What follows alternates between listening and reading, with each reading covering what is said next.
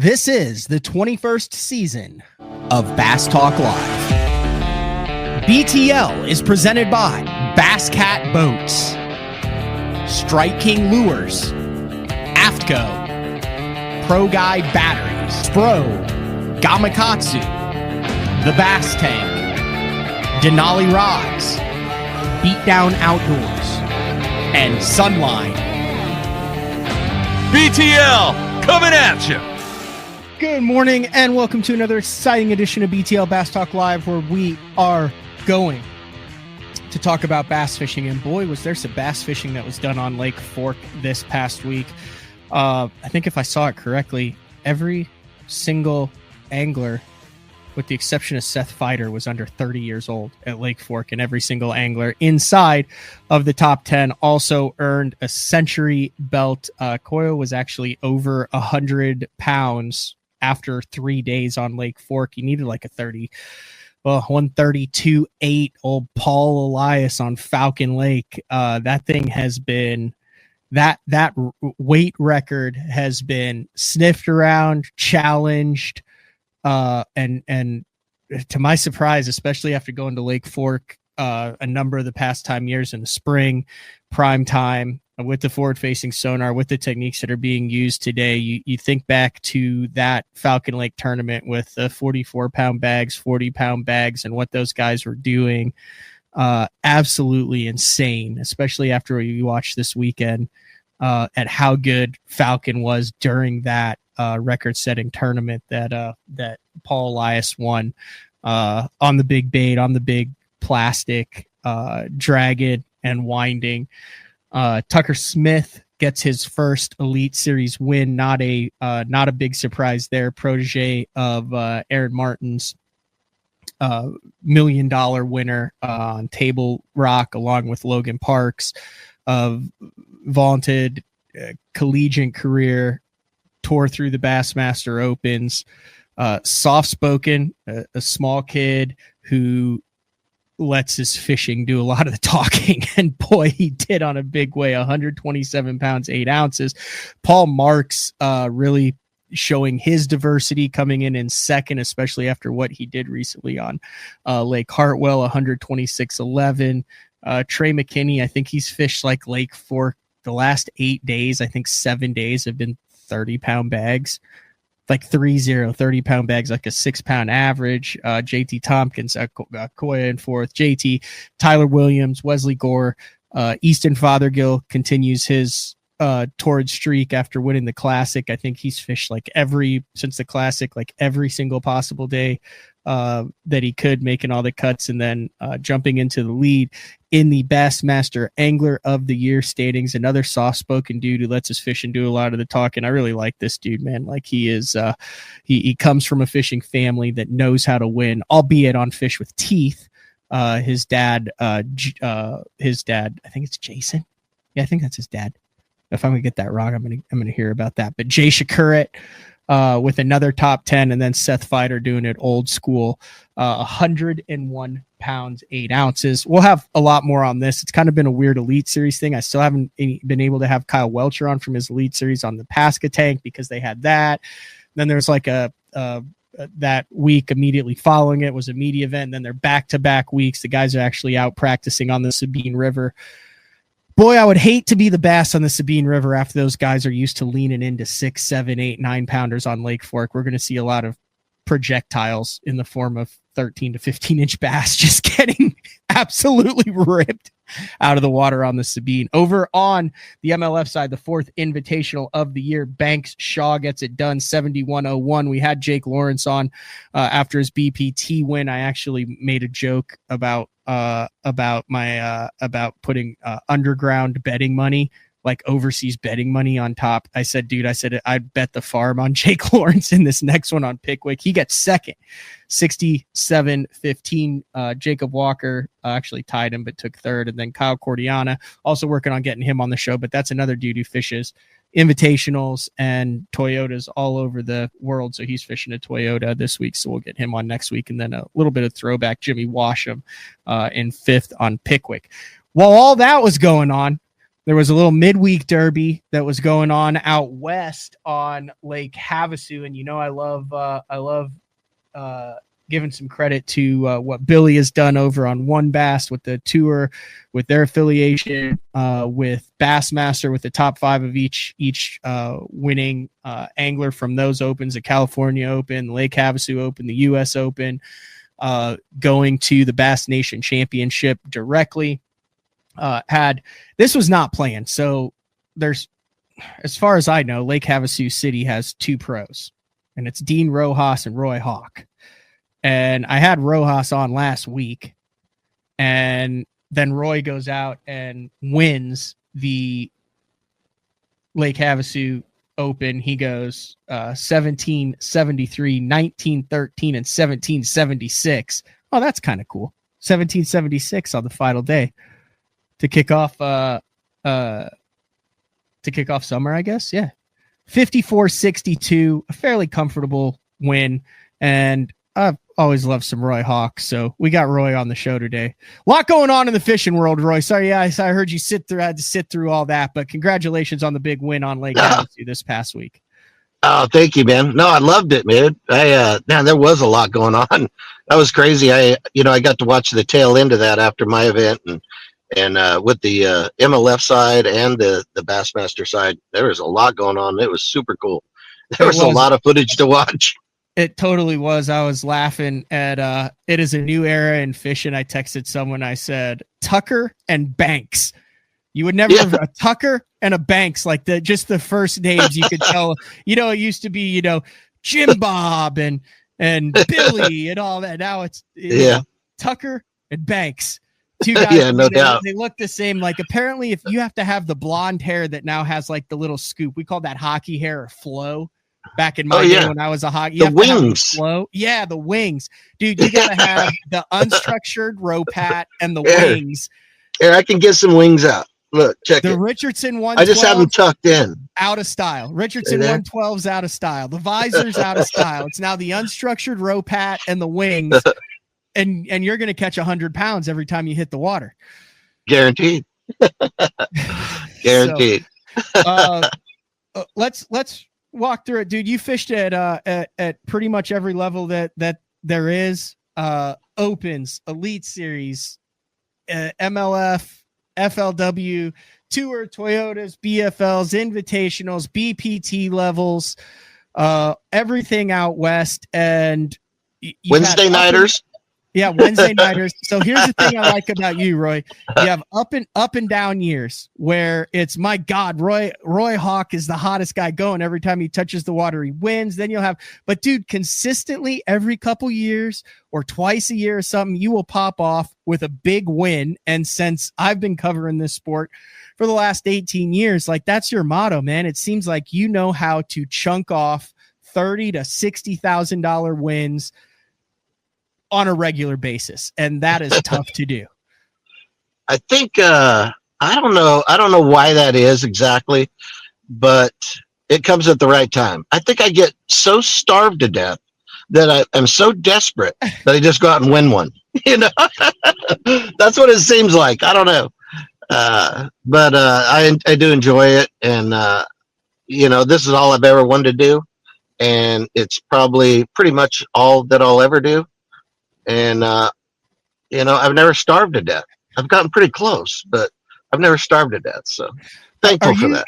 Are you one of the dying breed where you rely a lot on tournament winnings? I talk about multiple revenue streams. You look at a Gerald Swindon, you look at an Iconelli, Skeet Reese, who just announced his retirement. He's going to focus a lot on Reese fishing, a Brandon Polinick with the series and the podcast and all sorts of stuff. Are you one of the few guys who goes out and a lot of your bills are paid for, and a lot of your is paid for by on the water tournament performance and the checks that come from those performances? Yes, for sure.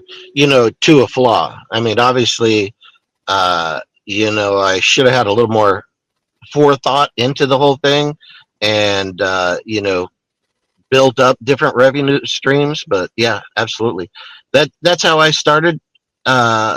Is just, in the very beginning, I was like, you have to catch them. It really doesn't matter any of the other stuff you do. You have to catch them. You have to win tournaments. That's how you will survive, is winning tournaments. Everything else will come, you know, sponsors, this, that, whatever, by winning tournaments. And that was the mindset that I had in the very beginning. And I realized that that's not 100% true. And but man, I just can't get out of it. You know what I mean? All I know is go catch bass, you know, for the most part. I'm trying to be a good human and just live life to the best, you know. That sounds stressful though, Roy. That sounds Well, stressful I mean, that you're kind of banking on 3 good days here and there, 4 good days here and there. It is in a way. But dude, I mean, we've talked about this before. You know, I just have the Lord in my heart. And to me, God he tells me what to do, and I just go do it. You know, whether I got to go all the way down to no money and then win a tournament and then I'm back, you know, flush and, you know, that type of thing. I think that, you know, that if you look at it from a God perspective, I think that's, you know, that might be what I'm supposed to do. You know, I'm supposed to be that testament that you can rely on God. You know what I mean? You can let him handle it. You can show everybody that you can let go and let God. You can go all the way down to the bottom and not worry about it. Let him handle it, and he's got you. And, you know, every single time, bro, it always comes back. And like I said, I'm never starved to death, and I don't ever plan on starving to death. And it really builds your faith, and you build a testament to be able to spread that faith to other people. It's a hard way to live, in a way, but it builds my faith every single day, dude. And that's a really good way to live too. When you have, because I can do things like that and not, like you said, be stressed out, because I've done it so many times. You know, it lives in my heart. I don't know, you know, I want to spread that to other people that worry about like little things. You know, God's got you, to everybody. You know what I mean? You give yourself to the Lord, and he's got you. You know, he'll take care of you. Well said, Roy. Yeah. It also helps if you are insanely gifted in catching bass, and that was the game plan, which you are, and a little bit of history on Havasu. Did I leave? I mean, is it you and Dean? I feel like I left a couple guys out who are pro fishermen out of Lake Havasu City, and I can't. It doesn't come to the tip of my tongue right now, but I know I left some key people out. Kerlicious. Justin Kerr. Oh, I didn't know he was Lake Havasu. Oh yeah, he's one of my bros that lives here, and he does it like I do it. He lives. I thought he was California for some reason. Originally, but he's been here at Havasu for a long time. He lives on Winnings for the most part, just in the West. Yeah, you know, been to the Classic, done you know, all kinds of stuff. Seems like he's super in the top 10 and everything out there. Yeah, he has been. Let's talk about this Havasu tournament. So the 5th through the 7th, you roll in. How often do you get out on Havasu? Do you fun fish Havasu all the time, or is it one where you're always kind of traveling, and then when something comes to town, you get dialed back in on it? Yeah, I would say more of that case. You know, I do fish out there quite a bit, but you know, like through the summers, we'll have Wednesday nighters. I'll fish as many of those as I can. I fish with you know, I'll take just a friend, a kid, an old guy, or just different people in the community that I've never been in the boat with, and I'll take them out and do a Wednesday nighter. Those are super fun. But overall, I mean, I don't really fish Havasu a ton. Like some of the people that have lived here, and they go out, you know, 3 or 4 times a day, and this and that, and that's definitely not me. I'll end up fishing like 40 something tournaments this year. So, and yeah, I fish a lot of tournaments, and so I'm gone a lot, and you know, I'm busy. Yeah. That's what I do. I fish tournaments. That's what I do. Yeah, we've established that you do it well. Did you know going into this one that you were going to have a shot at it after practice? I mentioned the weights, and we're going to get into this because it seems to me like Havasu is a very interesting fishery where you never touched 20 pounds. I think there was only a handful, like 2 or 3 20-pound bags that were weighed in. But I also remember covering tournaments there in the past where 18 to 22 is very common, and you see a lot of those 20s, but you went 1773, 1913, 1776, 54, 62, and a roughly 150 boat field to win by 1.5 pounds. Did you know coming in that you were on a bite where you were going to be competing for this open title this past week? Yes. Yeah, I felt like it. I really like May. I do typically, I'll do really good in May. I understand how the fish, when they start to move off the bank and where they go and how they react. And I like my success in May for sure. May and November are my 2 favorites. walk us through how it went down, how you ended up finding and catching your fish. I didn't really practice super hard. I went out with a good friend of mine, Damon, and we toured around and kind of did. We went down south a little bit and up the river a little bit and did kind of everything, looked around really nicely, but we didn't practice super hard. I let him catch most of them. And I would never throw a deep diving crankbait because I knew that's probably what I would be throwing the most in general. And so I basically would never throw one. I'd try everything else in between, just to try and eliminate something or see if, something new was popping off or, what it might be. But it was good, overall we caught fish kind of all over the place. So whoa. I'm cutting you Go off. ahead.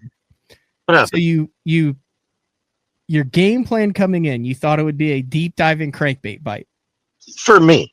Yeah. Right. No. Yeah. So you didn't throw it in practice? Correct. I didn't want to catch any. Yeah. Well, I didn't want them to. Listen, for us commoners, Roy, who Whatever. If I'm going into a derby and I'm like, hey, I think this is the nuts. I'm starting on that just to confirm my bias to it, just to say, Yeah. oh yeah. I mean, I'm making a crank, I'm loading up, and I'm going, oh yeah, now we're good. What is that something that you do a lot? Like, I mean, walk me through how you thought it was going to be a bite that you didn't even throw that bait until Derby Day. Yeah, I don't know. I mean, it's just past experience. I know what I'm really good at, and I've fished tournaments here in May a bunch, and I don't know. I just knew. I knew what to do. Well, I mean, dude, I won the MLF tournament here last May. Yeah. Same way, same thing. It's just a matter of moving around and knowing enough of the right places to throw it. Having little backup spots, when you get crowded out, and it's just the benefit of living at a lake, more so than anything. I've been here fishing it so many different times, so. And you got the giant trophy, so that's what? Yeah. A 14.25 cash, and then you also got the boat. Yep, and some contingency monies and about 10 grand contingency. Is that which will be really nice. Is that vessel for sale, or are you? What's the game plan with that? If anyone's interested in it, sell me the boat, Roy. It would be a super cool little river boat for sure. It'd be nice to keep it, but my wife, I'm looking at it right now over here in the side yard, but you actually have it. Like it was one of those. Yeah, it's right here. hey, Jimmy, come hook up this boat and take it to my backyard. That's very Steve Kennedy-esque of you. Yeah, my wife was right there with the Sequoia with the hitch on it, man. She hooked it up and we hauled it out. It was good. But yeah, it's a crank. Oh, go ahead on the boat. Yes. On the boat. Oh yeah, it's just a Ranger 518 150 Mercury Pro XS. It's basically you can jump in this boat and go fishing. It's all loaded up and it's got everything you need. All just kind of basic equipment. It's got 2 9s. Lowrance 9s. It's got a Minn Kota Ultrex and batteries, charger, all that stuff, cover. You just put it in the water and go fishing. Be a great little boat for a starter boat or just just a good all around solid boat. It has been a while, in my opinion, that mid-depth crankbait has since KVD retired. let's be honest here. Since the guy went out, that 5XD, the Spro Little Job, that kind of mid-depth crankbait. I think I just turned 40, Roy, and I think growing up when I was seriously getting into it, dude, like that mid-depth crank, like that was the deal. Like you could just go cranking in that 10 to 14 foot range in late May or late April, May, and June. And it seems like that kind of mid-depth cranking is a lost art. But I'm looking at this. I'm seeing a Spro Little John. I'm seeing an OSP Blitz, and I'm seeing a Fat Papa. And those are all kind of that mid-size crankbait depth that accounted for the majority of your bites. Yes, that's true. And it is kind of a lost art. I think some of those guys down in the Elite Series this week got them cranking. I don't know the depth range for sure yet. I think Shakura is throwing like a 6XD or something, or 5XD. Yeah, okay. Yeah, I just don't know the depth range of where they were getting them, but sound like a good crankbait down there too, which would be super cool. Well, that's kind of jealous. Those guys are catching 6s. I'm catching 3s. What were you keying on? What were you looking for on Havasu, Roy? It's kind of unique. This year, the grass, we got a bunch of different species of grass that grows here. And one that I really like, we call it sticky weed, which is a spiny naiad or something like that. That's what it's really called. And it's really snappy grass where you can get your bait in it and snap it out and it comes out clean.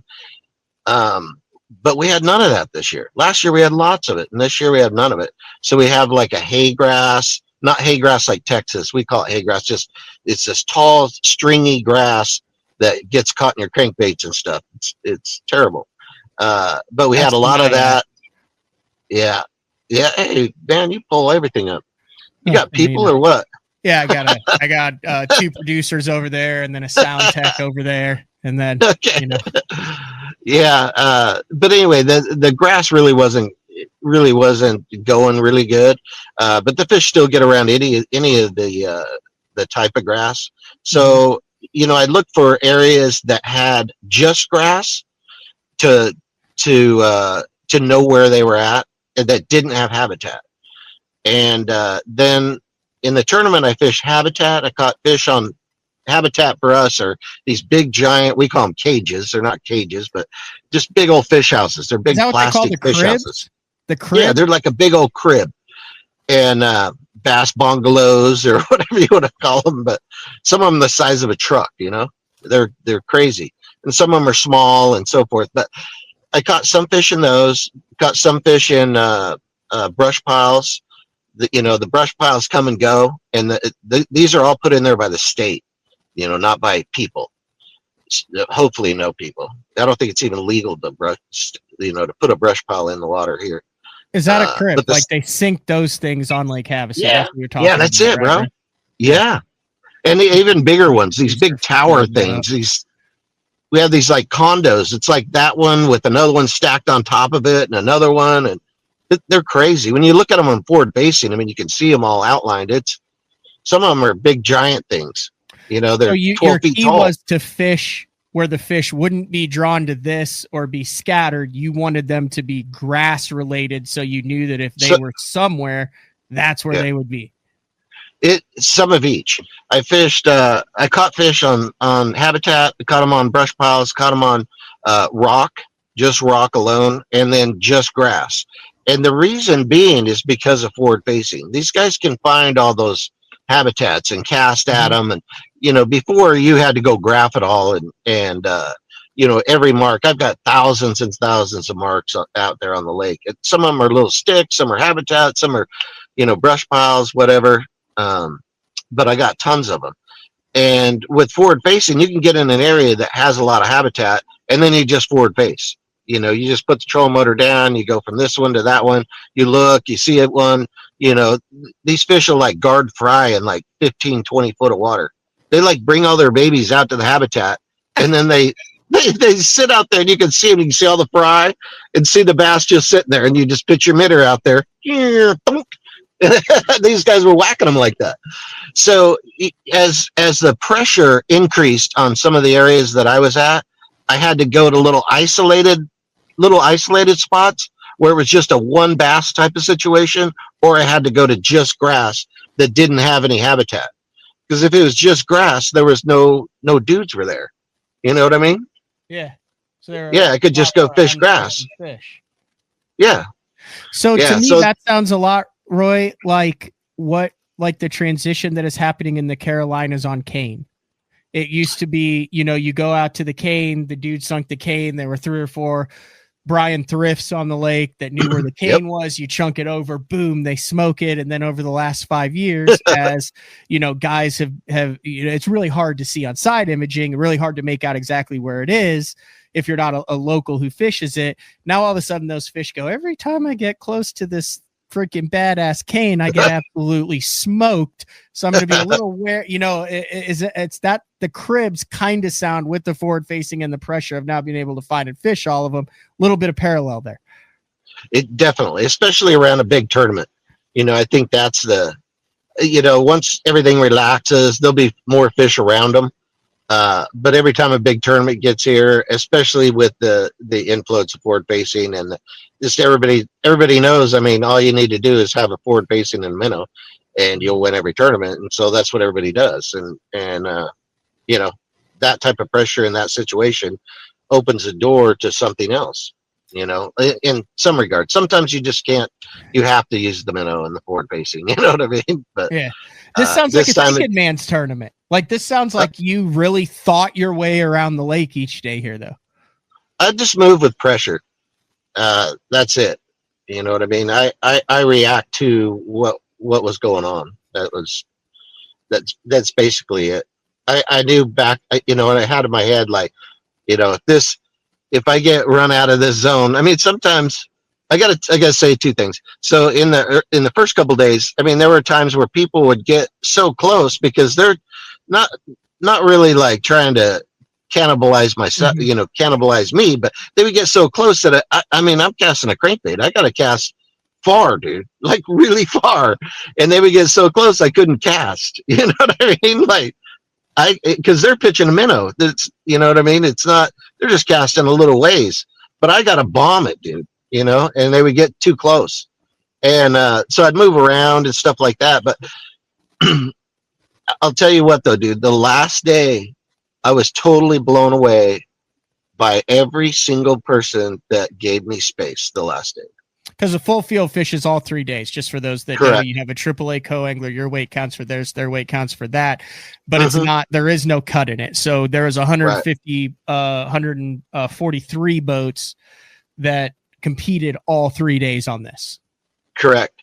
And dude, I was prepared to, if I got inundated, to do different things or, you know what I mean? Yep. But dude, I was blown away. Every single person, dude, if they got a little close, they would just back off.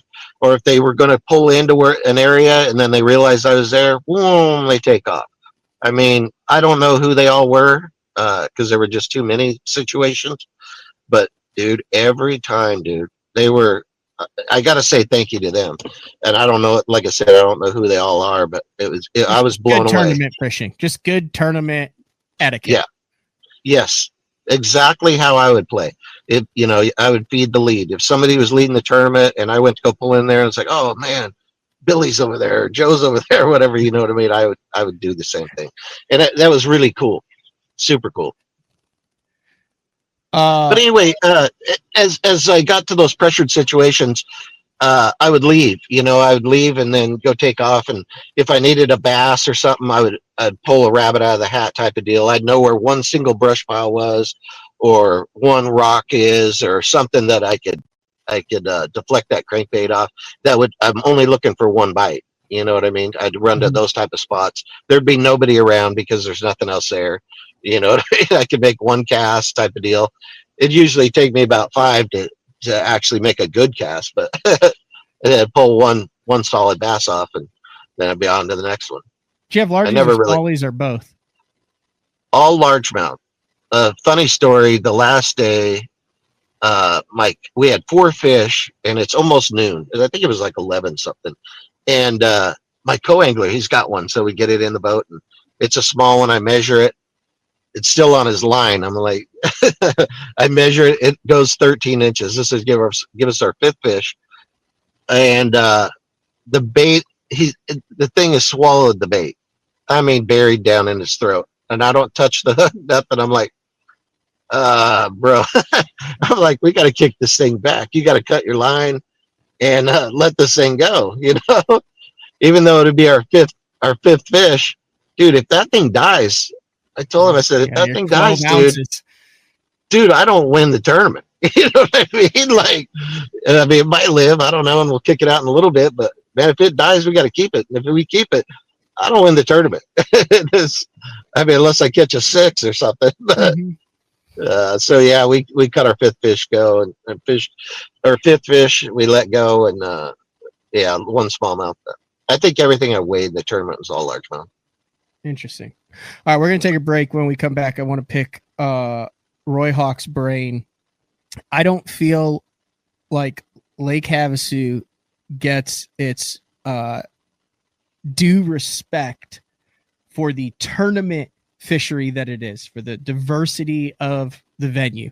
And I want you to think on that during the commercial break. When we come back, more BTL live on a Monday, May 12th. I'm over here playing with bobbers. I don't know if you can see that. Like I've been dude, I've been cleaning. I've been doing a deep clean of the tackle room, and I found my look at that, my European Mick Thill floats that are you weight them, so you've got this whole thing, and then there's just like a little, you put your line through there with a bead, and then that actually sits under the surface of the water, so all you have is the indicator. So at the very slightest touch, it's down. Anyway. Yeah, I'm aware of those things. Those are pretty legit here at Havasu, using a floating fly. Yeah, but it's BTL on a Monday. That's neither here nor there. We'll be back with more with Roy Hawk right after this. The new Puma STS has been redesigned from the ground up. With the angler, design, function, and performance in mind, nothing on this new offering was compromised, and the only thing carried over from the previous version is the name. Based on the Soft Touch series hull that started with the flagship Jaguar, this new model is nimble and performs incredibly well at all speeds with either a 250 or 300 horsepower engine. Featuring a new 96-inch wide-body footprint, this hull measures out at 20 foot 7 inches in length. Industry-leading design coupled with tournament-winning performance. The Puma STS from Basscat. Feel the rush.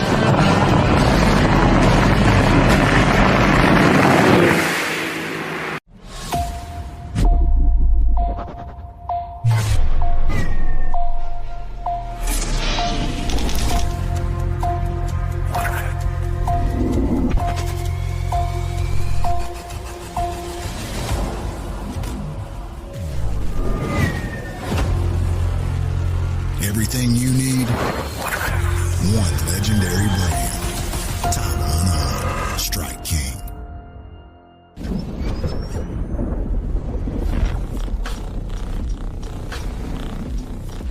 Gear that just plain works. Cast after cast after cast.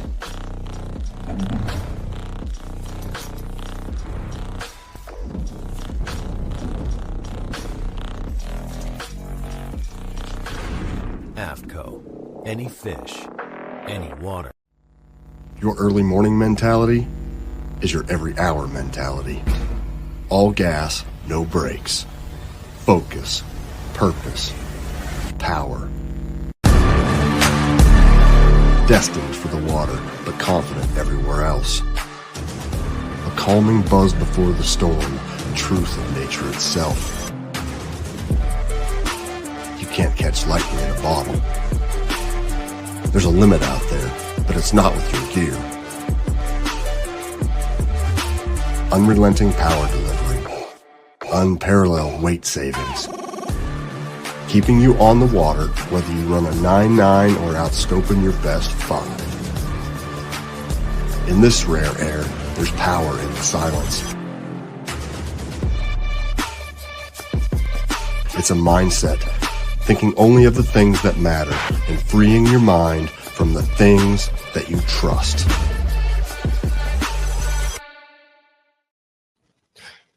All right, welcome back, BTL, on a Monday, talking with Lake Havasu, One Bass, Open Champ, Roy Hawk. True or false, Lake Havasu is the most underrated tournament venue in the country? I mean, I don't know about that, but it is underrated. And dude, it's one of the best training grounds there is. It definitely in the Western United States. Just in its full diversity with the river, the lake. We have dirty water, clean water, grass, rock, habitat, brush piles, current up the river. Got largemouth, smallmouth. I mean, you can take any single bait in your tackle box and go like, I want to go try and, be really good at this technique, and go out there and work, and you'll get bites and feedback and be able to utilize it, like a jerk bait or a topwater or a buzz bait, frogging, flipping, drop shotting, scoping, like everything possible you can do here and get results. It's a super tournament lake with all that diversity. All the weather conditions and stuff always open up a new door to another, productive pattern. It really is cool. There is a lot of things to do here almost all the time. If you're going to come fun fish Havasu, what time of the year are you coming? And then can you also go out if you're just fun fishing? You got the fancy truck that's beeping now. You might just have to open your door and close it. I just did that. All right. There you go. Like, how many bites can you get a day on largemouth, smallmouth? And then can you go sting a couple PB red ears and then tango with some stripers as well? Oh, yeah, you can. Absolutely. And maybe throw in a bonus 30-pound flathead. Yeah, you flipped out of the toolies. I didn't realize that. But what's an average day? Your favorite time of the year? What's an average day if you're just hunting for bites? I would say something similar to this time of the year. Everyone comes here in March. We get a lot of, obviously a bunch of people come here for spring break and so forth, but a lot of people come in March because of the bed fishing. They would visually want to see them and catch them, and that's when the most people come here to go bass fishing, at least. But I like this time of year because just for that, you can catch every species of fish right now and have a good opportunity for all of them. The only thing that you don't have that I know about is like a really big striper this time of year. They just start shallow. I imagine you could troll for them deep or do something to catch them, but they're not shallow. I like it in the fall, when the stripers get shallow and the big ones, you catch them on top water. You catch a, 4-pound smallie and a 6-pound largemouth and a, 12 to 15 pound striper all in the same realm, good times. Dude, I underestimated how big a 12-pound striper is. Because I just you hear that and it doesn't sound big, right? Like you hear oh yeah, that's a nice striper. So I mentioned this before. I did a media event right after the Elite Series. You're out on Hartwell, and I caught a 14-pound striper on a minnow. And I would have lost the house betting that it was a 20-pounder. And I put it on the scales and it said 1396. And I mean, this thing looked like a whale. Yeah, it's this big. It was massive. I was like, my scale's broken. So I put it on another. I had two, both right at 14 pounds. So then the next day I get a call from fellow Arizonian. Is that right? Or Arizonan? Yeah, sure. Arizonian. Golden Ram, Clifford Perch. Oh yeah. And he's at this media event and he's like, hey man, what are you doing? I could use your assistance. I've been hooked up for 20 minutes. No way. So I run over, Hartwell where the bridge is. So he's you're going up 6 and 20 right there. So Green Pond, then open water bridge, then open water as you head up 6 and 20. And he's like 150 yards from the bridge on the main lake side. So I hop on his boat and he's got his rod buried and he's like, that's the biggest striper I've ever seen in my life. So I get on his boat, start filming it. Sucker goes under the bridge. Long story short, we land at 500 yards on the other side of the bridge. And I'm thinking 30 pounds, easy. And it was a 22-pound striper. I lost my sound. Oh, how about now? Can you hear me now? I'll kick Roy back out and bring him back in. But it was a 22-pound striper. And I would have guessed, like I said, I would have bet the farm on it again, that it was a 30-pound striper. We got to take 2 breaks during the show. We're going to take our final break, and then we'll try to get Roy back with some sound. BTL on a Monday. Short break. We'll be back as soon as we get Roy back with the sound. Pro Bass Adventures is reinventing Mexico bass fishing. With boats equipped with 12-inch Garmin units and LiveScope Plus, free loaner fishing rods, and no-cost airport transportation, Pro Bass Adventures is proudly putting you in the best position for success. Pro Bass Adventures has lodges on Lake Baccarat and Lake El Salto, Mexico's 2 best trophy largemouth bass lakes. Visit probassadventures.com or email probassadventures@gmail.com. The official Mexico fishing lodge of Bass Talk Live. No, I told you it'd be a short. We got Roy back. Yeah. All right. No, that's weird, dude. I had it on Do Not Disturb, and I got a phone call, and so I just clicked, to hang up on it or whatever, which I didn't think I would get anything if it says Do Not Disturb. That's weird. Anyway, I was telling you a long story to say this. Yes. Stripers are freaking huge, and they weigh way less than you think they do. So anytime you get above a 10-pound striper, that is an animal, not a fish. Yeah, it is. It is. Yeah, we don't have. I love them. Yeah. The small ones are great. Obviously, fish tacos are super good. There was a comment here, and it brings back to Harkin. Joe B says, "I would sure like to hear Roy's rod, reel, and line set up for that mid cranking." Yeah, it's a 806 Taipan 806 for the deep crank. 8-foot rod, 6 power. Big parabolic bend. Dude, I can cast a crankbait so good with that thing. Wait, did you say 8'6"? 8-foot 6 power. So it's an 8-footer. You're cranking with an 8-footer on those little crankbaits.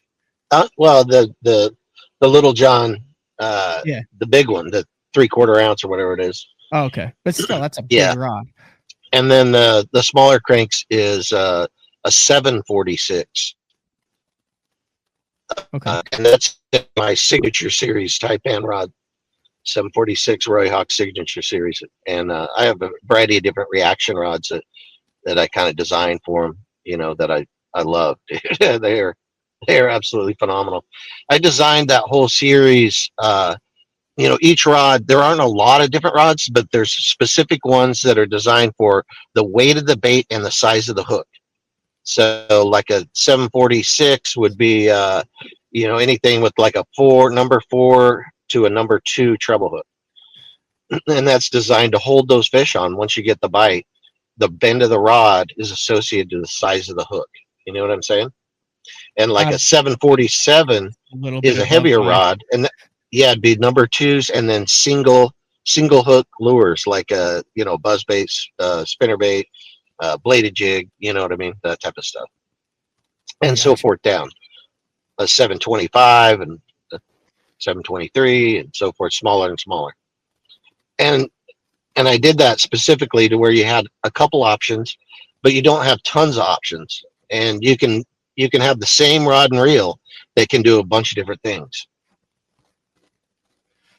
And it works out great. But yeah, Taipan, check them out. Taipan is one of the only. How do you spell it? There's only Taipan.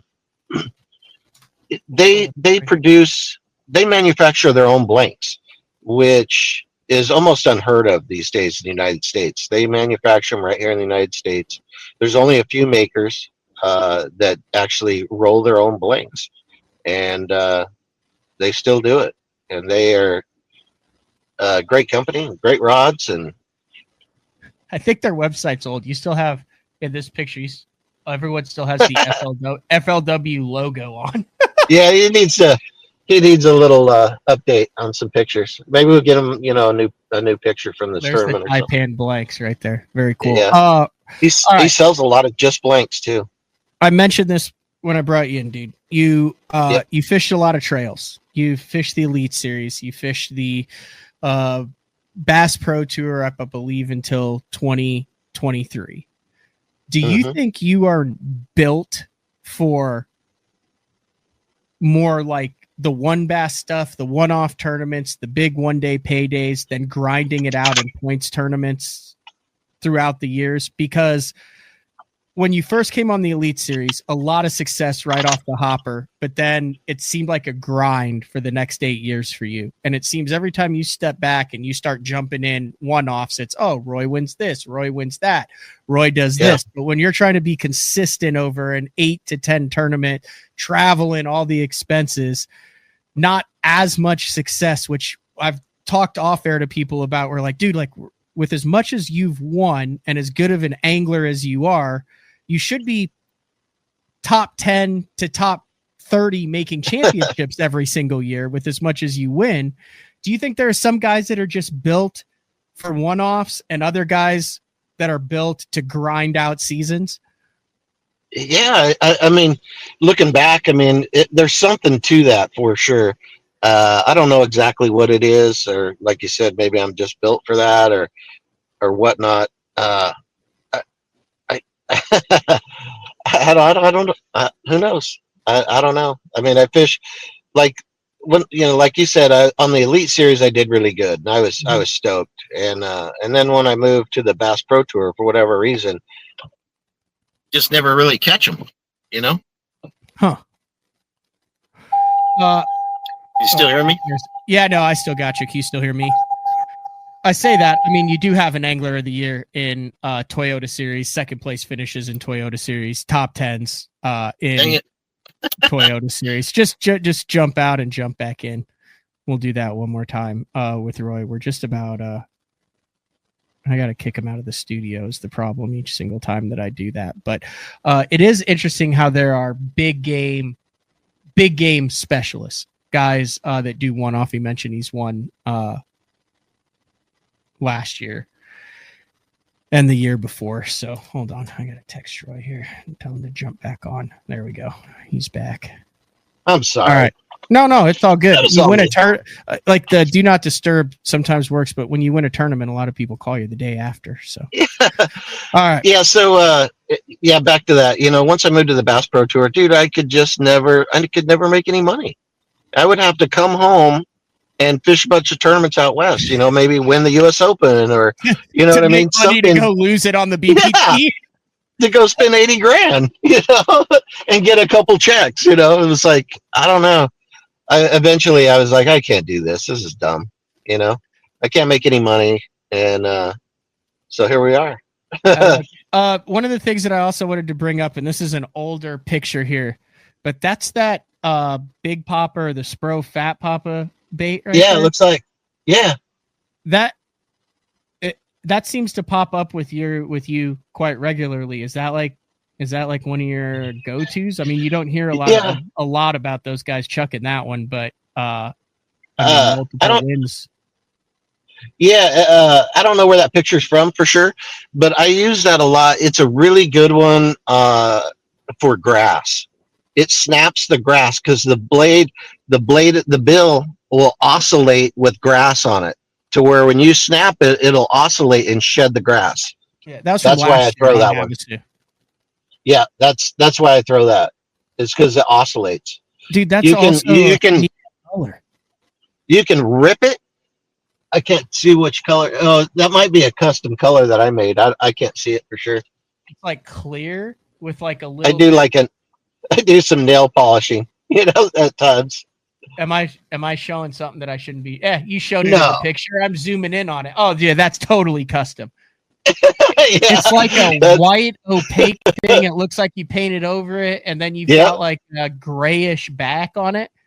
Yeah, we scratch them all down, and then I just paint it with nail polish and stuff. We want something kind of clear, you know what I mean? It's hard to get. Yeah, they don't make it like in like a ghost minnow or whatever. They do have like clear chartreuse now, and Yeah. another like blue one that's semi-translucent. But yeah, I got a whole bunch of nail polish. I got more nail polish than my wife or my daughter, or the combination between the two. So Totally a lost art on that. Oh yeah, everything is. Even that spinner bait is the same color as that. So what do you have next then? dude, I mean, I got a ton. This week we're going to ABA, which is a team circuit out here in the West. It's a big one up there in Nevada. This guy turned this little ABA team circuit into a monster. It's like 10 grand to win, and it's just phenomenal for a team circuit out here. But anyway, we're going to Meade next weekend, and then the next weekend after that, we go to the BAM Pro-Am at the Delta. Bass Angler Magazine. Yeah, that'll be a fun one. I haven't been to the Delta this year at all, and it might be the only time I go to the Delta. So I love that place. It's really cool, and I can't wait. It's gonna be fun. Gonna be fun. And then after it gets a little bit lean on tournaments, there's we have the BAM Pro-Am up at Columbia River, and then the couple weeks after that, we'll have the BAM Super 60 up there at the Columbia River. I haven't been there in a long time, but super cool place to be. Oh, and in between, I forgot, we got the Spro Frog tournament down here, June 7th. Oh yeah, I meant to ask you about that. That's like a big. Are you fishing it? Oh yeah, me and Sonny, my son Sonny, we're gonna fish it. So that's They'll a be down frog and, only tournament. And if you look at the rules, I wonder if I can pull it up. There's all sorts of stuff you can or can't do to your frog. Like there's been times where guys have like put 3/4 ounce weights and punched them through mats and stuff.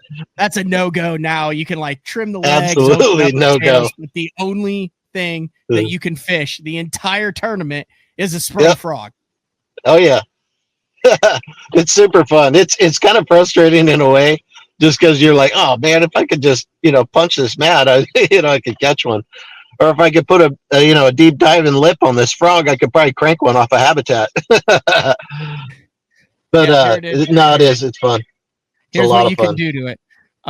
The frogs may not be altered in color in any way, so put the nail polish away, Roy. Yeah, no nail polish. You can't have Steve Kennedy pulling strands and adding strands on it. You may open the hooks, you may trim the legs, you may add rattles, you may add a split ring, you may not use non-color changing scent other than what is mentioned above. No modifications may be made. Frogs must remain stock, no exceptions. 5 fish, 13-inch limit, $230 a team, June 7th. Yep. Right here at Lake Havasu. Anyone has a shot to win that, How nuts is Lake Havasu on a weekend in June, Roy? Oh, bro. It's rocking. Yeah, for sure.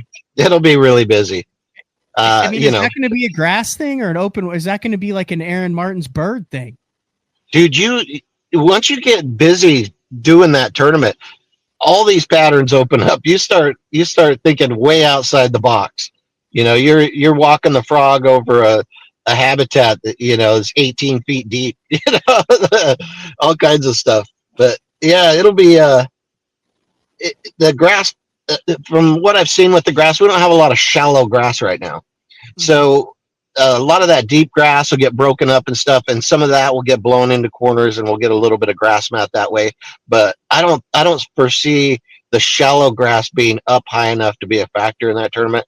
It's going to be tule mat, some blown in grass mat, and then fishing it in open water. Fishing that tournament over the numerous years, it really opened my eyes up to how the frog can be productive in open water. Out over stuff, over a brush pile or just over a point. You start fishing for smallmouth with it, and walking it out off a rocky point, and a 4-pound smallmouth blasts it. So it's pretty cool.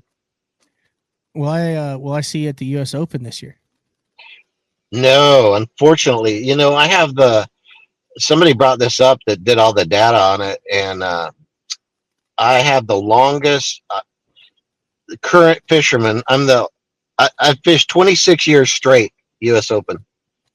I think this year would be my 27th, and I'm the longest currently fishing angler to fish the U.S. Open, if that makes sense, I guess. Yeah. And I'm gonna break that streak this year because I qualified for the Ultimate Angler Championship on Gunnersville. Oh, that's that like $250,000 deal. Yeah. Oh, yeah. Or $1 million deal. How much is It's it? If 500 grand. 500 grand. No forward-facing sonar. Yep. So I like the idea of, like you said, a one-off tournament. Yeah. Yeah. Oh, that's at the same time. I did not realize that. It is. Yeah. I think I could like fly home like day of and fish the tournament or something. But how cool was it winning the U.S. Open? it's very cool. Very cool. That the U.S. Open to me when I was younger, that was my one shot every year I could take and like try and get a big win to get moving forward. That was like my deal. Like if I only fished one tournament all year, it'd be that one, to where I had a shot to get enough money to be able to do something with. When I was younger, I didn't have a boat until I was 33 years old. I didn't know that. I would borrow boats and so forth. And I won my very first boat in the U.S. Open as a single big fish. The biggest fish of the tournament won a boat. And I won that 2002. And it was a smaller boat. So I sold it, bought a boat, and got a full-size bass boat at that time. And then I won my very first pro tournament was here at Lake Havasu in 2003. Before I lived here. I lived in Salt Lake at the time. And so winning this one was really cool because I hadn't won another one bass here or anything since 2002. I won a couple one basses, but nothing here. So it was really cool. It's kind of a full circle deal. And that's how I got my first boat. I won one, and when I was 30-something years old. These kids today, they're like 16 and they got a bass boat, rolling down like, with a $250,000 rig and a jacked up truck, leveled all out. Yeah, it's wild. I'm looking at this. I didn't realize you Tyler Williams them in that U.S. Open.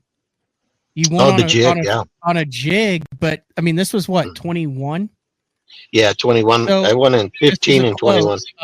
Quote from Kumar saying, electronics were very important. I used Lorenz electronics. The probably the most important thing was being able to use forward-facing sonar and active target. I wasn't looking at the fish. I was looking at the approach, especially in practice. Going down the bank, you could see where you needed to pull the boat out, visualize it. So, I mean, that's old school jig, forward-facing sonar 5-6 years ago. Yep, same thing today. Like out here, I was looking, I have a lot of marks, so I know what's coming up, as I'm approaching an area. But I use that forward facing and being able to see the structure. Sometimes you can see if there's fish. A lot of times I look at hybrid scoping is what I like to call it. Hybrid scoping. Yeah. It's like side scanning, but in real time. I feel like there's a lot of this is just me. I don't fish at the Elite Series level. I fish the Opens. I talk to a lot of people on every side of the fence. I feel like there is a missed. I feel like there's an entire generation of anglers. Some have adapted to it, some haven't, but they are not they're not using what they're the best in the world at and then supplementing it with the hybrid scoping. They're either saying, I have to learn how to go offshore and throw this minnow or something, or I'm going to go up and I'm going to flip every piece of wood, or I'm going to crank down this bank and hope that's on it. I feel like what you are describing, what you've done, what you won on starting in 2021 is this hybrid scoping where you're using what you're comfortable with, you're power fishing, you're using standard techniques, but you're supplementing it. And Frank Scalish talks a lot about this with your forward facing technology to where they are working in unison with each other and it's not one or the other. Yes, absolutely. And I think that's going to be, we don't know what's going to happen with technology, but in this case, I would think that situation would grow. Because these fish, a lot of fish are not allowing you to get that close to them. And you can hybrid scope way easier at a lot further away, and you can make longer casts and so forth. You don't need that fish to be, 20 feet in front of the boat. You know what I mean? And dude, there's no way, like, both that situation at Lake Mead, I couldn't get that close to them and cast to them with the jig and be productive. I wouldn't have caught those bass. They'd spook off, And same thing here. I'm catching them way out there. I catch a lot of fish further than I can see on the scope. You know what I mean? Mm-hmm. Like way out there. You think that's because they're scared? Are they hearing something? Are they sensing the electrolysis or the pinging, or has it always been like that, or is this a newer phenomenon? It's always been that way. Before we had forward facing, I would always give a lot of distance, to that target I'm casting to in clear water situations for sure. I think that's always been, they know when a boat's around and then they don't bite, but also too, I've noticed, when you're using forward facing in quite a few different situations, if you're close to them and you bring that scope over to them and like you see them, they're sitting there and all of a sudden they go, choom, like the cops are here or something. You know what I mean? So they're sensing something from the forward facing, and sometimes they don't care. I don't know. Sometimes you just see them right there and 10 feet away and you pitch to them and they eat. But I think at least a population of them are spooked from it, One more thing I want to ask you about before I let you go, and I appreciate the time. I know you're sitting in the truck. It's 6:30 in the morning where you are. Yeah. Greatly appreciate it. No worries. When you're talking about changing tours, Elite Series to MLF to not being on one of the top main tours, one of the things that I've noticed with you is, and you've got the hat on now, and I hope I'm not going down a road I'm not supposed to, but the Anderson Toyota hat and sponsorship you have, everybody who makes this thing work has long-standing partnerships, and you can tell how important they are based on what happens when guys switch tours, when guys aren't on the top level, when guys are moving around. It seems for as long as I can remember with you that Anderson Toyota emblem is on your boat, is on your head, is somewhere, has been a valuable long-standing partnership with you regardless of what you're fishing. Very much so. Yeah, absolutely. They gave me my first kind of chance, I think it was, if I remember right, it's 2015, I think it was. And we've been partners since then. And, they gave me some financial backing to where I could go fish the Bass Opens. And I went and did that and, was successful at that. Won the Angler of the Year in the Centrals and went to the Bassmaster Elite Series.